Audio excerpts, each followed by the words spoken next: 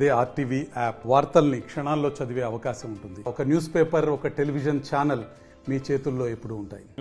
New colony మసీద్ దగ్గర ముస్లిం సోదరులందరూ కూడా అల్లాకి ప్రార్థన చేసి అందరూ బాగుండాలి, మానవాళ్ళంతా కూడా బాగుండాలని అల్లాకి ప్రార్థన చేస్తారు. మనందరికీ కూడా తెలుసు, మహమ్మద్ ప్రవక్త చెప్పింది సమానత్వం గురించి. పేద ధనికే అనే తేడా లేకుండా సమానత్వాన్ని చాటం కోసం భుజం తాకే విధంగా నమాజ్ చేయడం జరుగుతుంది. అదేవిధంగా మహమ్మద్ ప్రవక్త చెప్పింది, మన ఇంట్లో మనం భోజనం చేసేటప్పుడు చుట్టుపక్కల వాళ్ళు కూడా ఆకలితో ఉన్నారా, తింటున్నారని చూడాలి. అంటే ముస్లిం సోదరులు ఎప్పుడు కూడా ప్రార్థన చేసే సమయంలో వాళ్ళతో పాటు అందరూ కూడా బాగుండాలని ప్రార్థన చేస్తారు. అలాంటి ఫ్రైడే సందర్భంగా మసీద్ దగ్గరికి వచ్చి ఈరోజు అల్లాకి ప్రార్థన చేసిన ఆ ముస్లిం సోదరులందరినీ కూడా రేపు మే 13వ తారీఖున జరుగుతున్న ఎన్నికల్లో వైఎస్ఆర్ కాంగ్రెస్ పార్టీకి మద్దతు తెలపాలని అభ్యర్థించడం జరిగింది. వైఎస్ఆర్ కాంగ్రెస్ పార్టీకి ఎందుకు మద్దతు తెలపాలంటే ఈ దేశంలోనే ఒక రాష్ట్ర ప్రభుత్వం 4% రిజర్వేషన్కి తీసుకొచ్చిన ఘనత వైఎస్ రాజశేఖర రెడ్డి గారి కుటుంబాన్ని. ముస్లింకి మొదటి నుంచి కూడా ముస్లింలు పక్షపాతిగా ఉన్నారు.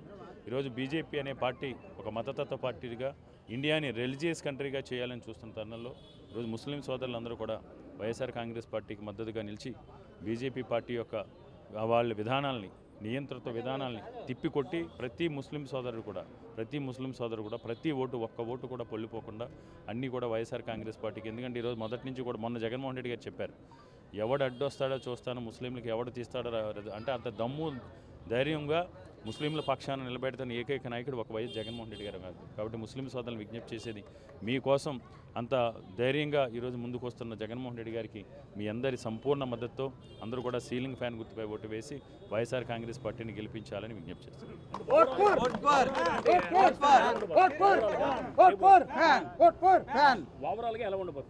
100% ఈరోజు జగన్మోహన్ రెడ్డి గారు ఎలాంటి పక్షపాతం లేకుండా అర్హతనే ప్రమాణకంగా తీసుకుని పార్టీలు కూడా అతీతంగా అర్హత ఉన్న ప్రతి ఒక్కరికి కూడా రాజకీయ నాయకుల్లో కాకుండా రాజీ నీచజ్ఞుల్లా ఈరోజు జగన్మోహన్ రెడ్డి గారు సేవ చేశారు. తప్పకుండా జగన్మోహన్ రెడ్డి గారి నాయకత్వాన్ని అందరూ కూడా సమర్థిస్తున్నారు.